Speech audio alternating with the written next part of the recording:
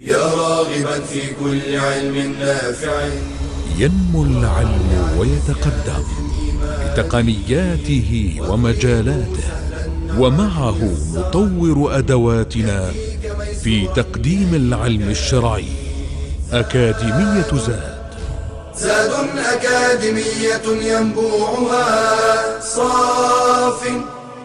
صاف ليروي غلة الظمآن، والسيرة العلياء عطرة الشدى طيب يفوح لأهل كل زمان. بشرى لنا زاد أكاديمية للعلم كالأزهار في البستان.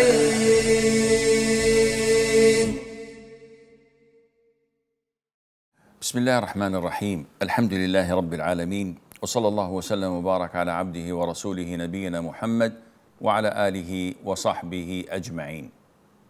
As we know, the Prophet sallallahu alaihi wasallam dealt with all different types of the society, and a segment of the society were non-Muslims. So how did he deal with the non-Muslims? Today, Muslims have gone unfortunately astray. They have distanced themselves from the Quran and from the Sunnah, and they've adopted all different types of forms of communication with people not in line with the Quran and with the Sunnah. Some of them treat the non-Muslims as insects. They despise them, they resent them, they maybe beat them up, maybe curse them, maybe are abusive physically and verbally. And some of them think that I can shed blood, I can kill, I can take their wealth, I can do whatever I want with. They're non-Muslims, they're nothing.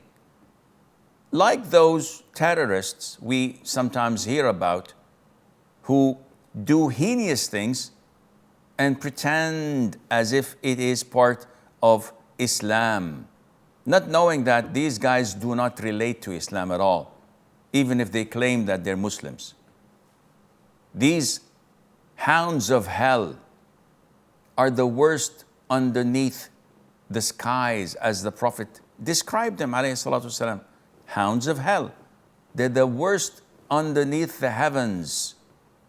The Prophet said about those, alayhi salatu wasalam, whoever kills someone who has a covenant, someone who's on a treaty between the Muslims and the non-Muslims, he will not find the scent and the fragrance of Jannah, though the fragrance of Jannah can be detected 40 years journey away from Jannah.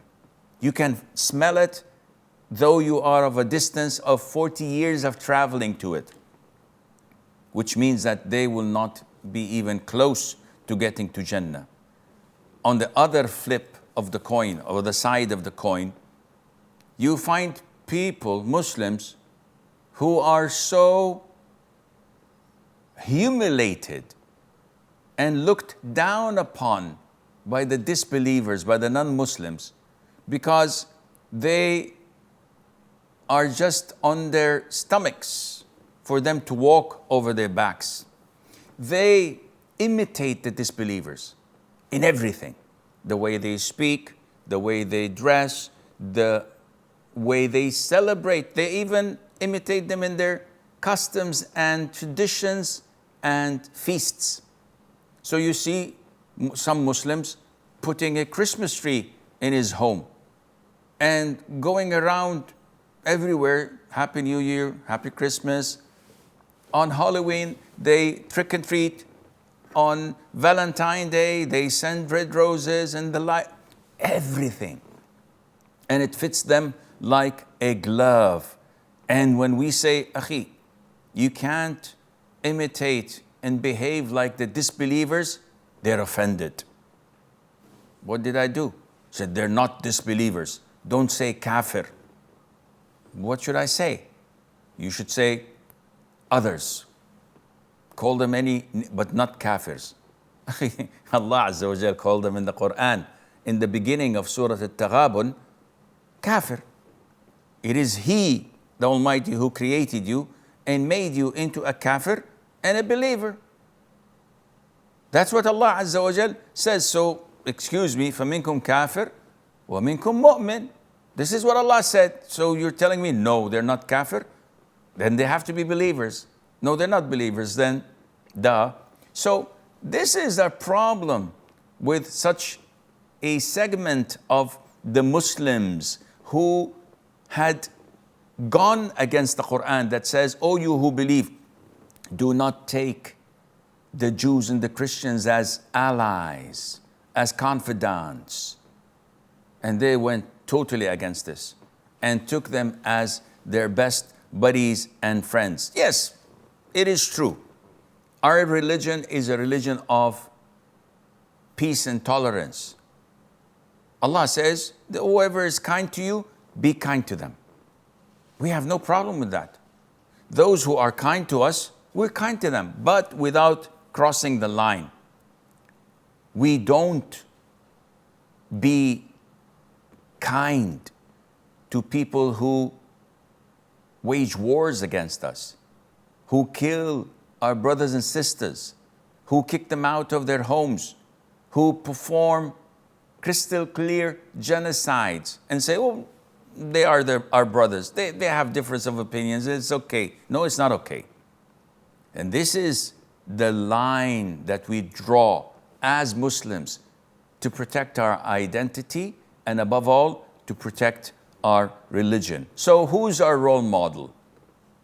Who's our teacher that we should follow? It's the Prophet alayhi salatu wassalam. In his Seerah, nowhere you would find the Prophet sallallahu alaihi wasallam doing something or saying something that does not involve da'wah. He would use each and every opportunity to call the non-Muslims to Islam.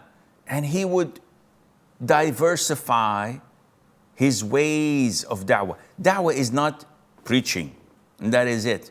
Some folks think that no, da'wah is to stand on a pulpit and just give speeches after a speech and just keep on shoving it down their throat, whether they want to hear it or not. No, this is not true.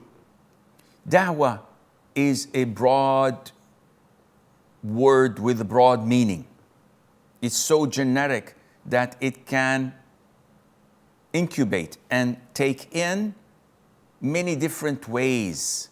So the Prophet ﷺ, he used to go to the disbelievers in their gathering places to give them da'wah. He used to recite the Quran to them at times. Sometimes he used to use logic. And he would ask them, how many gods do you have? Which God do you worship among these gods? Then who's worthy of calling at times of distress other than him? Why do you worship the others? Sometimes he used to accept their invitations when they invite him or when they give him gifts, and he would reciprocate and send them gifts as well.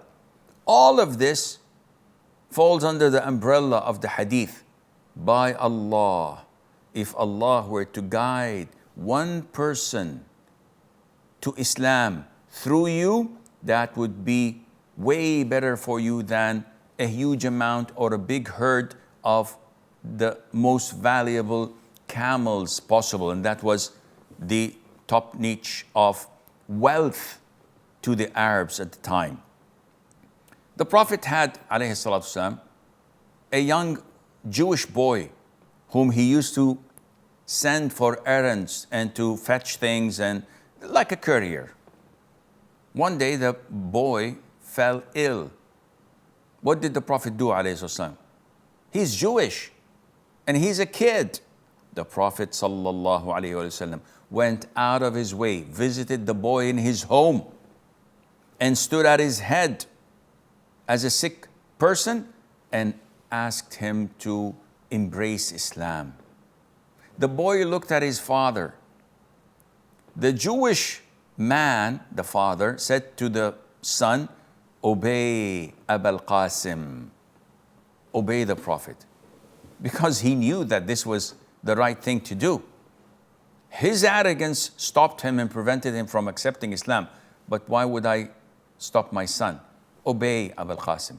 And the boy accepted Islam, and the Prophet ﷺ's face lit out of happiness and joy.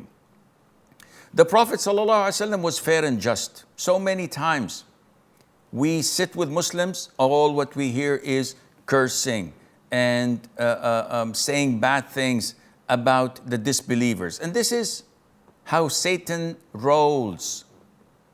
This is what he does to prevent people from accepting Islam and to prevent us from engaging in calling them to Islam.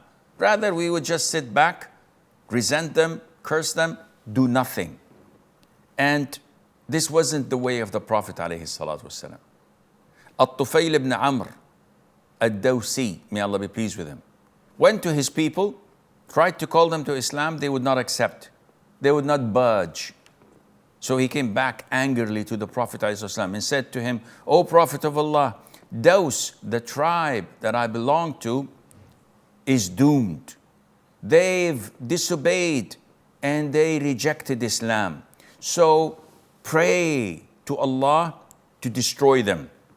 So the Prophet went ahead, raised his hand, faced the Qibla.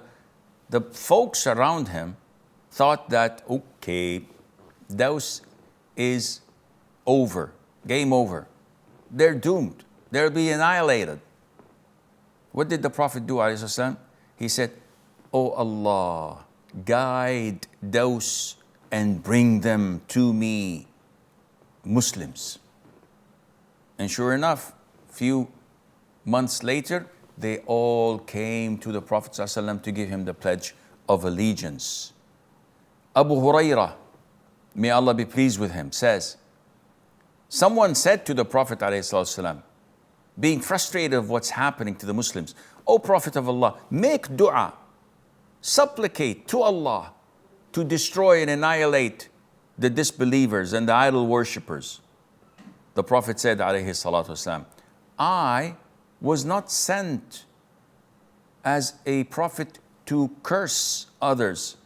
I was sent as a mercy to mankind. And in another narration, he said, those who curse and often use curse words, they will not be testifying on the day of judgment, nor those who will intercede to others.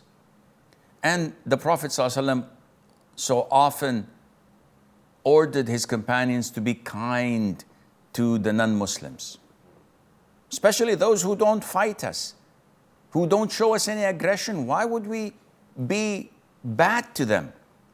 Asma bint Abi Bakr, may Allah be pleased with her, and with her father, said, I went to the Prophet ﷺ and said to him, my mother is coming to visit me in Medina, and she's a disbeliever, she's not Muslim. So should I try to connect my kinship with her, be dutiful and obedient?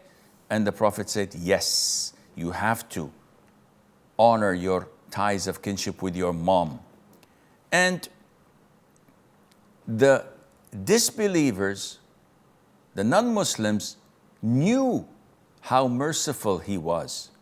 And they, despite the arrogance in their hearts and their rejection of his message, knew deep down that he was the messenger of Allah. It was narrated that Abu Musa al-Ash'ari, may Allah be pleased with him, said, the Jews, whenever they visited the Prophet ﷺ, they used to pretend that they're sneezing. Look how devilish the Jews are. They know in Islam, when someone sneezes and says, Alhamdulillah, the Muslims say to them, Yarhamukumullah, may Allah Azza wa Jal have mercy upon you. So they used to sneeze in the presence of the Prophet ﷺ, hoping that he would make a mistake, that he would slip and say, Yarhamukumullah, may Allah have mercy upon you, and Allah Azza wa Jal would respond and answer his prayer. The Prophet would not do that.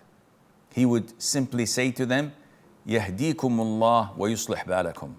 May Allah guide you and fix the way you think. And this is a beautiful dua, but it's not what they came for. So the Prophet ﷺ would not pray for mercy nor forgiveness because they're disbelievers. But there's no problem for us to say to a non-Muslim, may Allah cure your illness, may Allah put blessing in your children and your wealth. This good dua for worldly matters is totally permissible and part of the sunnah, and Allah Azza wa Jal knows best. وصلى الله وسلم وبارك على عبده ورسوله نبينا محمد. يا راغبا في كل علم نافع ينمو العلم ويتقدم بتقنياته ومجالاته، ومعه نطور أدواتنا في تقديم العلم الشرعي. أكاديمية زاد أكاديمية ينبوعها صاف ليروي غلة الظمآن، والسيرة العلياء عطرة الشدى طيب يفوح لأهل كل زمان. بشرى لنا زاد أكاديمية للعلم كالأزهار في البستان.